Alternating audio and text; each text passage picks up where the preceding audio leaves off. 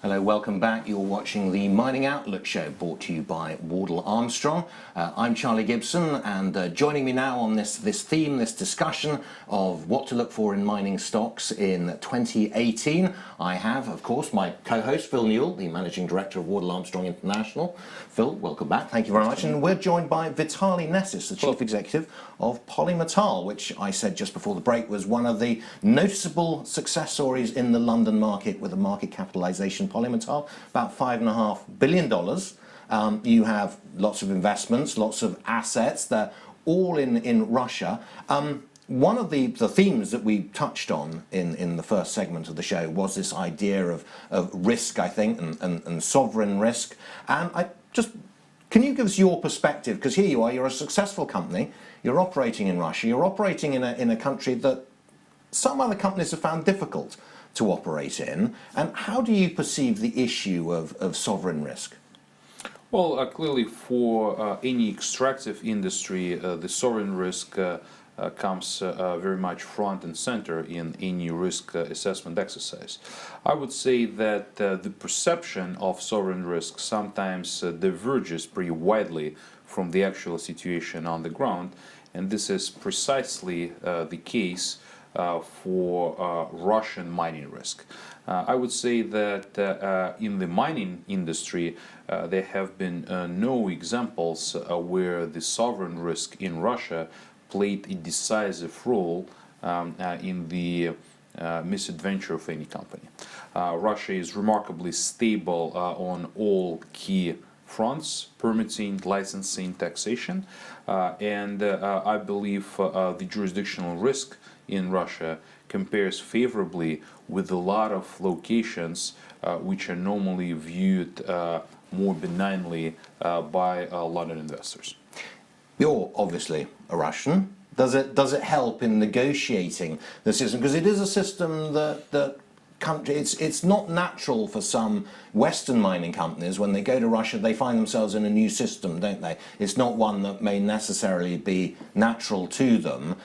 Does it help in negotiating that risk if you are Russian yourself? I think this is the mistake some of the Western companies have made in Russia. Russian system of governmental management is not based on negotiation. It's a classical bureaucratical system where the written law and the formal procedure generally take the lead and should be followed if you want to get to the finish line. So instead of negotiating and trying to import what foreign investors sometimes see as common sense in the government officials, my advice would be to study the law and just to go with what is written in the law, even if sometimes the law is not modern and sometimes it's not very efficient. If you know the legal procedure, if you follow it, the bureaucratic system is remarkably predictable in its navigation and will always lead you to positive results. Maybe sometimes slowly and with quite a bit of effort, but very reliably and predictably. So this is my advice to foreign investors: do not rely on common sense and on the experience gained in other countries. Just read the manual. Phil, this is an area in which Wardle Armstrong are strong, what we might call the former Soviet Union. Is that your experience? Yeah, I think it is. I think historically Western companies have been, I think, probably a perception issue. They have had issues with investing in Russia, and I think it's seen to be difficult. It's seen as a difficult place to invest. We obviously work. The majority of our work is for Russian companies based in Russia.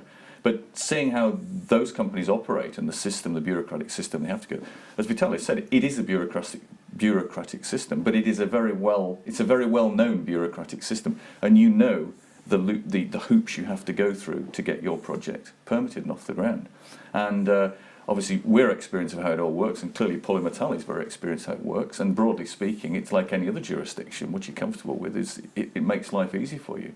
I mean, it's interesting that obviously Polymetal has now made a big push into Kazakhstan with the Kizil project, and I remember looking at that over 20 years ago with some Canadian group when it was Bakachik, Bolshevik, I forget, there's a whole bunch of those projects along there. They're all double refractory, carbonaceous and arsenic, and I'm going to throw this one out, even though it wasn't, if you like, discussed previously. What was Polymetal's kind of thoughts for acquiring that asset? Because it is in terms of gold content, it's always been known as an enormous gold content. Like, what have it, 10 million ounces or some huge number? But everybody's always been aware from year dot of all the problems with this project. But clearly, at the end of the day, it was down to technology, to how you crack this one. But what was Polymetal's thinking of picking that one up? Well, I think we carefully studied the history of previous owners, and we have identified two things that we decided to do differently from all of previous owners. First, we went with a large open pit rather than with an underground mine. Ground conditions are quite challenging, and we thought with the available infrastructure, with lower power cost, why not go for a high strip open pit? This is more predictable, less risky, safer, etc.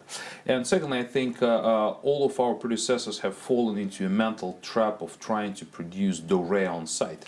And we decided from the very beginning that this will be just a concentrated operation, and we'll find a home for the concentrate elsewhere. By the time we bought the asset, we already had pretty deep experience selling refractory concentrates into China. We understood the market, and as we prepared to launch the asset in less than a year's time, most likely in the third quarter next year, we understand the refractory concentrate market, and we are 100% confident we will be able to place this material to off-takers.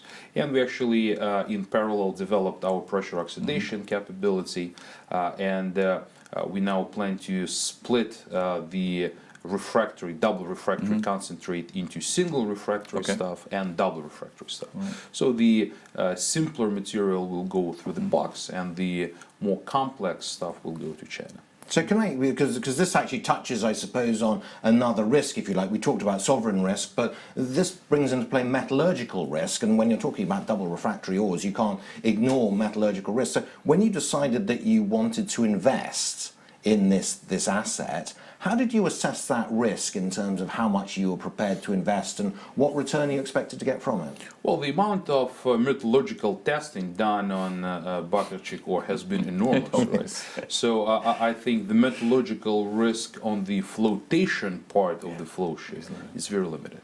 And then, as we get the concentrate, the metallurgical risk is gone. Then there is marketing risk of whether we will be able to sell this material to China and at what terms.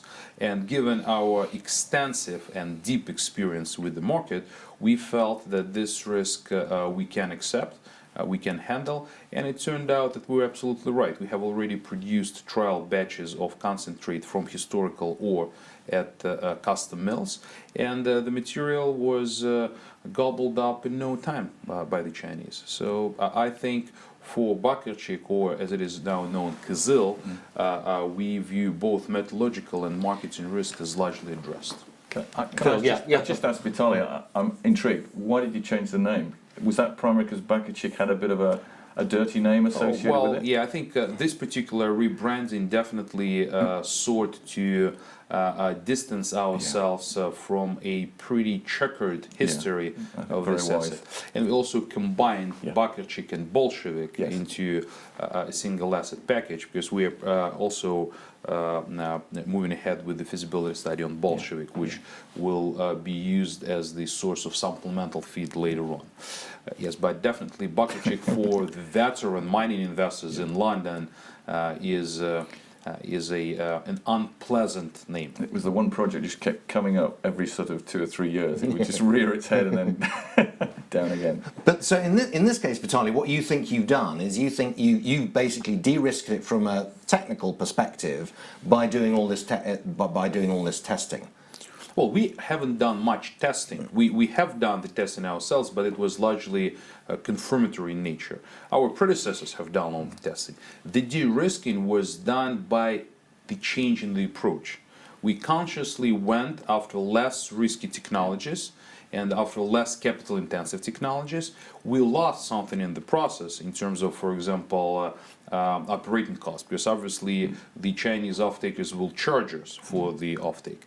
But I think the results in trade-off is definitely favorable for us as the owner of the asset. So you've taken this approach, and you would say then, if I was to summarize, that it's more a change of your business plan than it is as a result of the technology that you've been able to de-risk this, which is, and is that how, do you think when investors look generally at the mining industry, is that something they should look for? I'm going to suggest to you that's a fairly unconventional way of approaching the problem. I'm not saying it's the wrong way, but I'm saying it's a less conventional way. Yes, this does represent out-of-the-box thinking, and I do urge mining investors to challenge management teams on why sometimes they follow the beaten track, so to speak, in developing challenging assets.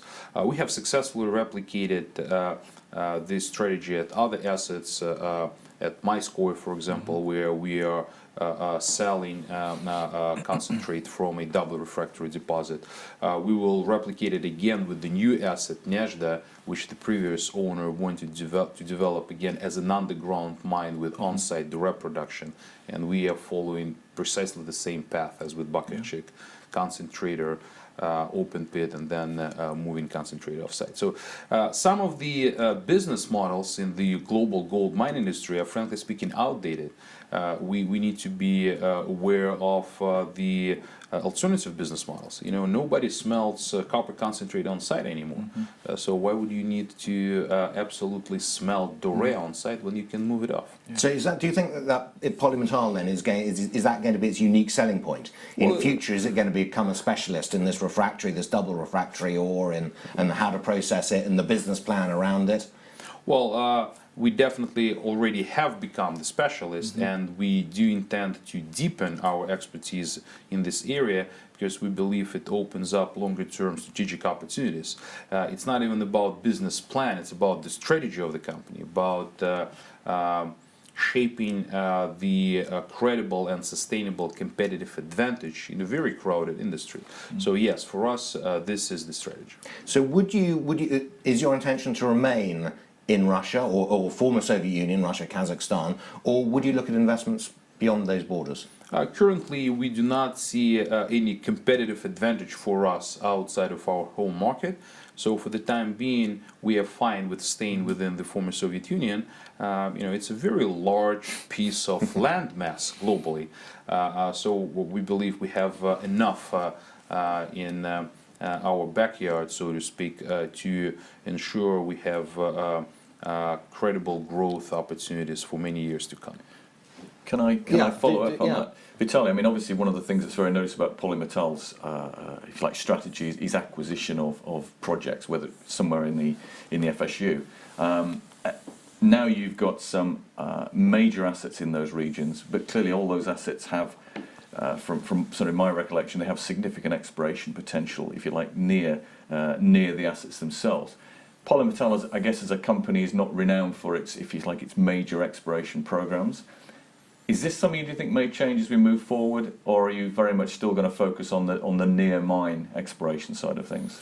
Well, we have historically invested almost all of our exploration dollars in near mine brownfield programs, and we have been quite successful in replacing the reserves at some of the very tired mines.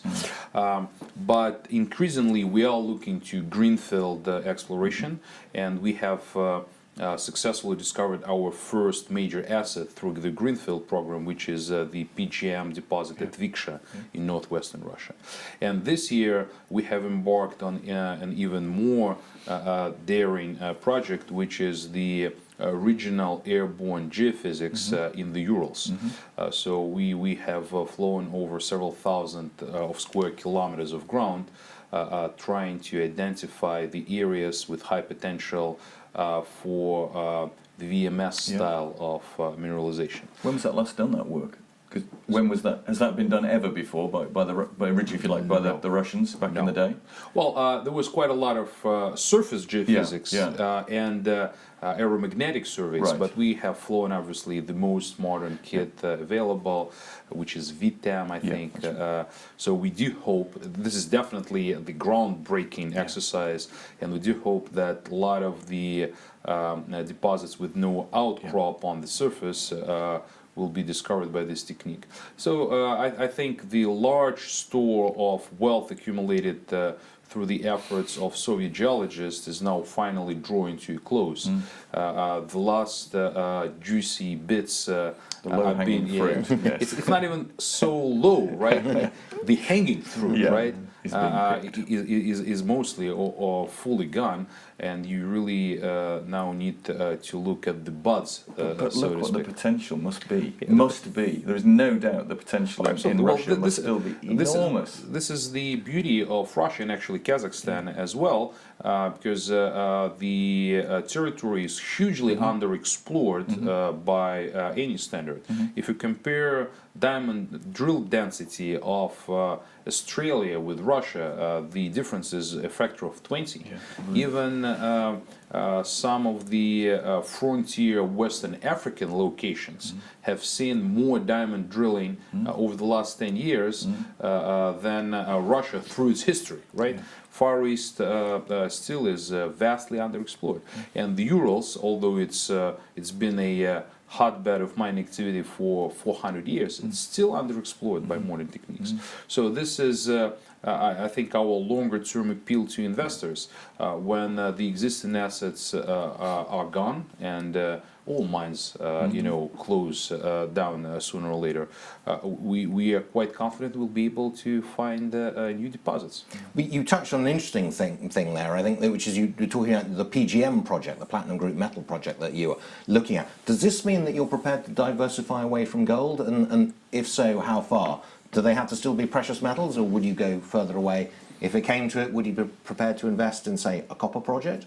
Nickel project? I think both precious metals, broadly speaking, and base metals are fine for us because the core competencies are largely the same. Clearly, we wouldn't look at bulk mining commodities, but copper is fine, zinc is fine. I have never seen a credible nickel project in our geography, but theoretically, why not? Okay, but if one were there, you wouldn't shy away from it just because it was.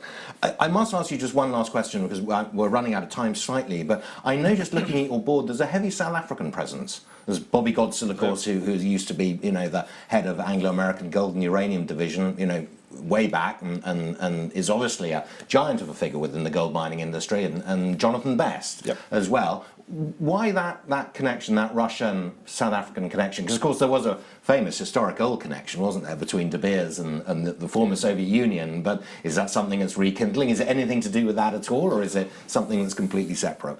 I think there's definitely no connection with De Beers and the diamond industry in Russia. I think it all started out because Anglo Gold was one of the few gold majors which actually has invested in Russia, first through a holding in a junior company, and then they had an exploration alliance with Polymetal. So that's how I came to meet both Jonathan and Bobby. And when we were searching for board candidates, obviously their names have come up as the names of very experienced and very reputable people from the industry.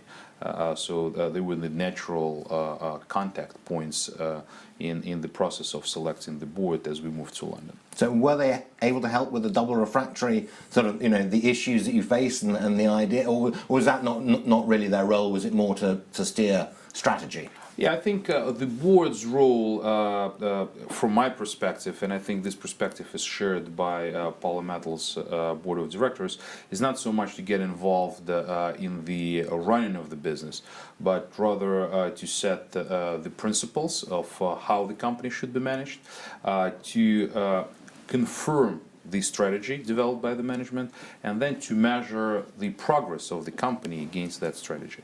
And I think our board has been very successful in holding the management to account and ensuring that the management is properly motivated and properly accountable to the board and to the shareholders what we are doing. So I'm very happy with our board.